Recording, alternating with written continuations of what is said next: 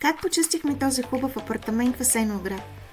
Тук започваме с почистването на кухнята, изкарваме решетките от фурната и ги накисваме с препарат.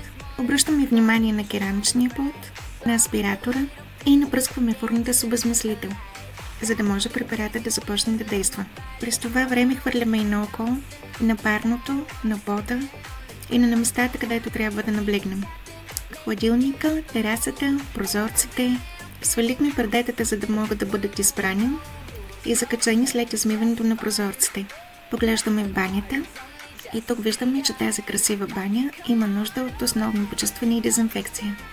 Там, където седи сапунът, душът, плочките на стената, на пода. Изпираме пердетата и обръщаме внимание на матрака на спалнята, който ще бъде перфектно изпран. Прозорците и започваме. Ето това е резултатът от изчистената фурна. Отворени са прозорците на капака на фурната и са махнати стъклата, за да бъдат изчистени отделно. Керамичният плод и аспиратора са обезмаслени, а това е непочистена кафемашина, за която се погрижихме. Изчистихме килимът и подът. Обърнахме особено детално внимание на сифона в банята, който задържа много лоша миризма. А ето го и крайният резултат.